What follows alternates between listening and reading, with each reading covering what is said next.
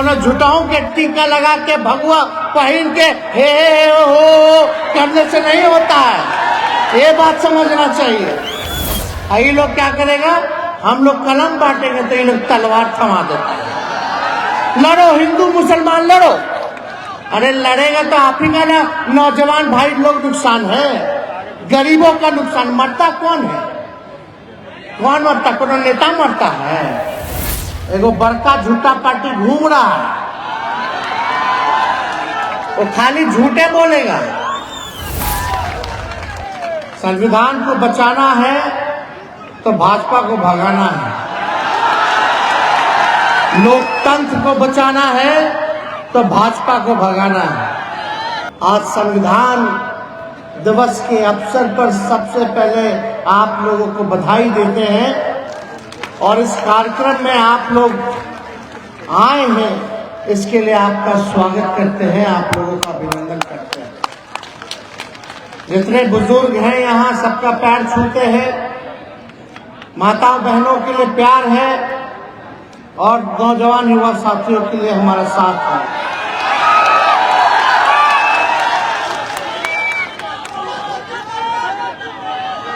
ये पहला कार्यक्रम है कि लुनिया समाज के लोग जो है खुले मैदान में कार्यक्रम कर रहे हैं और बड़े दिनों से अशोक जी का प्रयास रहा कि इस कार्यक्रम में हम आए और देखिए कितना अच्छा दिन है।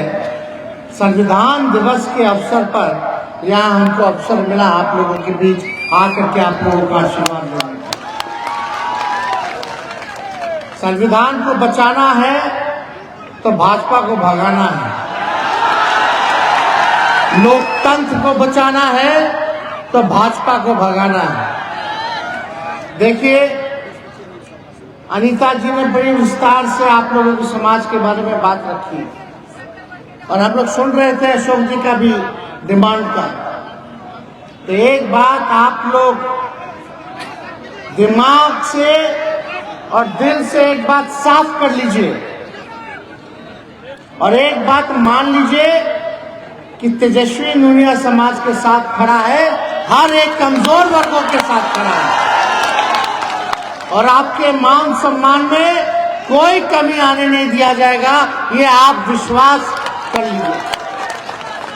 और आप लोगों के उत्थान के लिए जो समाज में अंतिम पैदान पे खड़ा व्यक्ति है, जो समाज पिछड़ा समाज हो या अति पिछड़ा समाज हो, दलित हो या आदिवासी समाज के हो, अल्पसंख्यक हो या स्वर्ण जाति से जो गरीब तबका जो है, उन सभी गरीबों के साथ हमारी पार्टी, हमारे नेता लालू जी खड़े हैं आप लोगों के साथ, आप लोगों को न्याय दिलाने के लिए।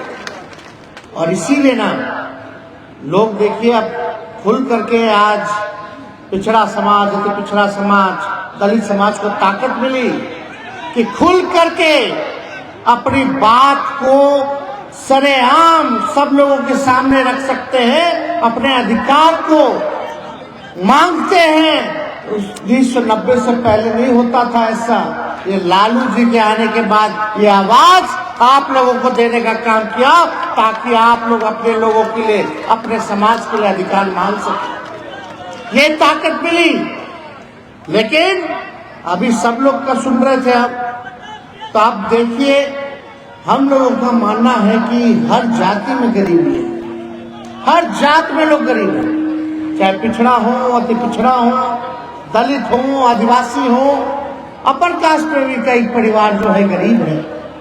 इसीलिए हम लोगों का संघर्ष था, हमारे नेता लालू जी का संघर्ष था, मुख्यमंत्री जी की चाहत थी, नीतीश जी की, कि कम से कम जातीय जनगणना हो जाए तो दूध का दूध, पानी का पानी हो जाएगा, पता चल जाएगा कि किसकी कितनी संख्या है और कौन परिवार गरीब परिवार है, तो कौन परिवार ऐसा है, कौन ऐसा जात का लोग है जो कचरा साफ करने वाला है, नाला साफ करने वाला है, कौन ऐसा परिवार है जो भूमिहीन है, कौन सा ऐसा परिवार है जिसका कच्चा मकान है, कौन ऐसा परिवार है जिसको रोजगार नहीं है, गरीबी रेखा के नीचे है, तो ये सारा चीज जो है कैसे पता चलता?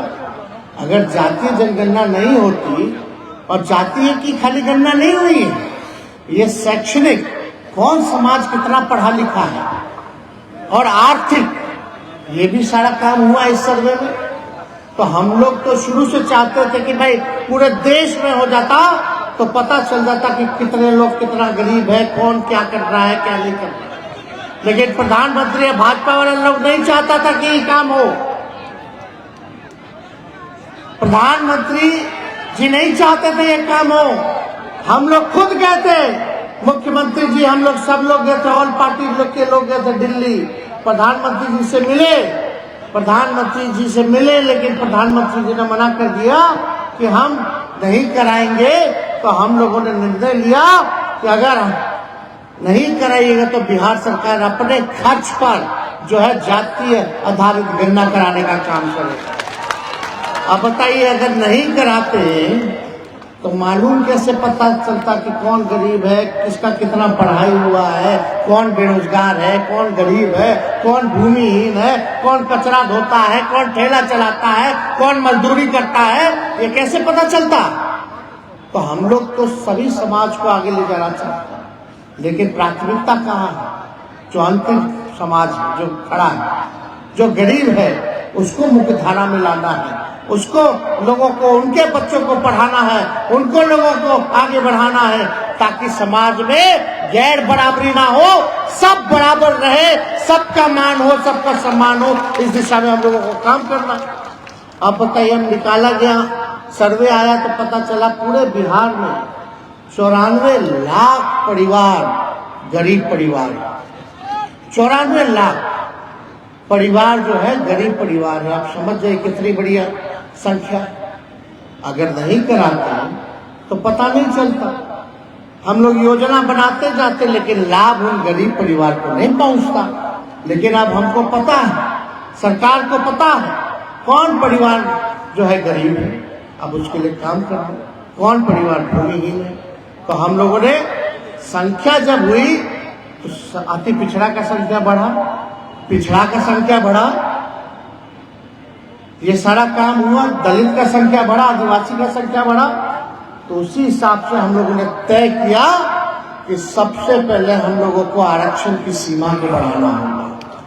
तो हम लोगों ने, देश में पहली बार कोई राज्य सरकार ऐसा है जो ये काम किया है।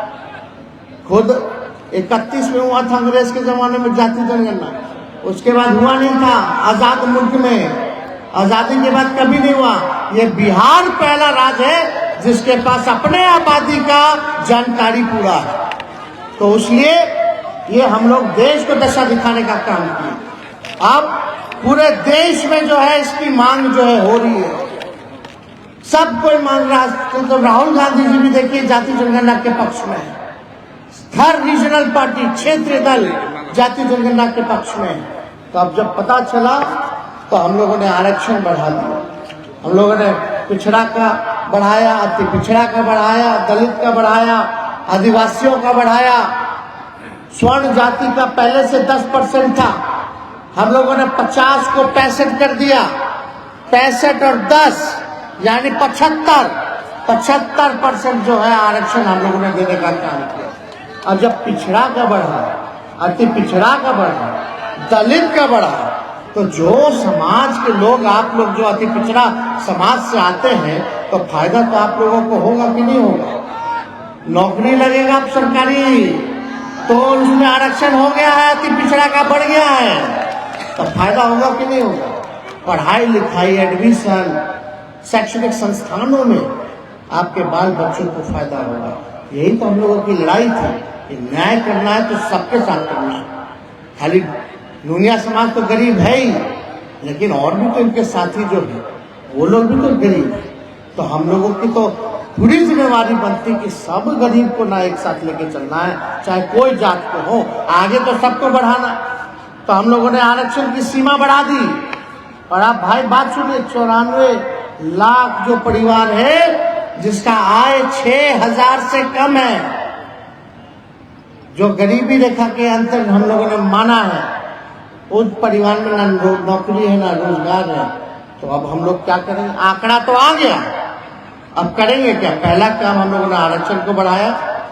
दूसरा काम, क्योंकि ये सरकार सामाजिक न्याय के साथ आर्थिक न्याय देने वाली सरकार है, इसलिए हम लोगों ने ये फैसला किया है, माननीय मुख्यमंत्री जी और हम सब लोगों ने, महागठबंधन की सरकार ने, लालू जी के आशीर्वाद से, कि जो परिवार गरीबी रेखा के अंतर्गत आता है, जिसको रोजगार नौकरी नहीं है, उसको 2 लाख रुपया देने का काम करेंगे। 2 लाख।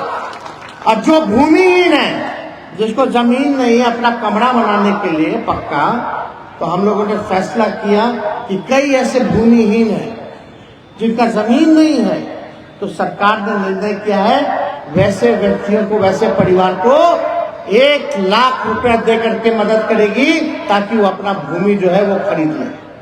अभी तो 1 लाख तय है, जरूरत पड़ेगा तो और भी बढ़ा दिया जाएगा, उसकी चिंता नहीं करनी है। लेकिन अभी तो भूमि जिसको नहीं उसको 1 लाख रुपया, जिसको रोजगार नहीं, गरीबी रेखा के अंतर्गत, उसको 2 लाख रुपया, घर पक्का मकान बनाने के लिए 1,20,000 रुपया। तो समझिए, तो ये मदद हम लोग करेंगे पहले सब योजनाओं को। लेकिन इसके लिए भैया आप लोगों को जागरूक रहना जरूरी है। एगो बड़का झूठा पार्टी घूम रहा है, वो खाली झूठे बोलेगा, झूठ से वो लोग जो है ना, झूठ बोलने के फैक्ट्री है, झूठ बोलने के मैन्युफैक्चरर हैं, झूठ बोलने के होलसेलर और झूठ बोलने के डिस्ट्रीब्यूटर भी। तो ऐसे प्रचार लोग करता है व्हाट्सएप पे, इधर उधर। अब बताइए, कोई देश में एक राज्य बता दो जहां एक डिपार्टमेंट एक दिन में 1,22,000 सरकारी नौकरी का नियुक्ति पत्र बांट रहा हो पूरे देश में। और 1 लाख पहले निकला, 2.25 लाख का बहाली, इस पर क्वालिफाई किया लोग 1,22,000, और उसके बाद दूसरा फेज का भी निकाल दिया गया लगभग 1.25 लाख, 3 लाख तो खाली शिक्षा विभाग। अरे 3 लाख तो 1 साल हुआ हमारी सरकार को, और 3 लाख खाली एक विभाग से सरकारी नौकरी निकाला गया कि नहीं निकाला गया? और 70,000 पुलिस लोगों का बहाली, और पुलिस वाला बढ़ाना भी है, तो लगभग 4 लाख तो ऐसे ही हो गया। और मेरा स्वास्थ्य विभाग है 1,60,000, उसमें बहाली हम लोग जा रहे हैं निकालने सरकारी नौकरी का। तो आप सोचो, 2 साल अभी हुआ नहीं सरकार को, और उसके अंतर्गत जो है 5 लाख से ज्यादा नौकरी निकाल दी है। और देखा जाए कि प्रधानमंत्री वहां नियुक्ति पत्र बांट रहे हैं, वो तो बोले थे कि 1 साल में 2 करोड़ देंगे। हम तो अपना गिनवा ना रहे भाई। अब तो यूपी का भी लोग आकर के जो है यहाँ नौकरी पा रहा है, केरला का भी लोग आके नौकरी पा रहा है, कतर दोहा का लोग भी आकर के यहाँ नौकरी पा रहा है। तो यही मॉडल होना चाहिए, काम होना चाहिए। ये लोग क्या करेगा, हम लोग कलम बांटेंगे तो ये लोग तलवार थमा देते हैं। लड़ो हिंदू मुसलमान लड़ो, अरे लड़ेगा तो आप ही का ना नौजवान भाई लोग नुकसान है, गरीबों का नुकसान। मरता कौन है? कौन मरता? कौन नेता मरता है? गरीब का बच्चा मरता है, नौजवान मरता है। हम लोग कलम बांट रहे ताकि कलम बटेगा, नौकरी पाएगा, घर में खुशी होगी, आर्थिक मदद होगा, जिसका शादी नहीं हुआ झटपट शादी हो जाएगा, है कि नहीं? चटपट मंगनी है कि नहीं? नहीं तो हम ही को बोलता था तेजस्वी भी आप ब्याह कर लिए, हमने क्या कहा हुई? अरे भाई 10 लाख बोलनी है, 10 लाख हो जाए 25 से पहले तो चिंता मत करो। अब ये 2 साल में 5 लाख हो गए, 5 लाख से ऊपर, तो इसलिए चिंता मत कीजिए। अरे भाई हम लोग सब लोग साथी लोग हैं, ज्यादा संख्या नौजवानों की है, हम ही लोगों को ना आगे लेके चलना है बिहार को। तो ये काम हम लोग कर रहे हैं।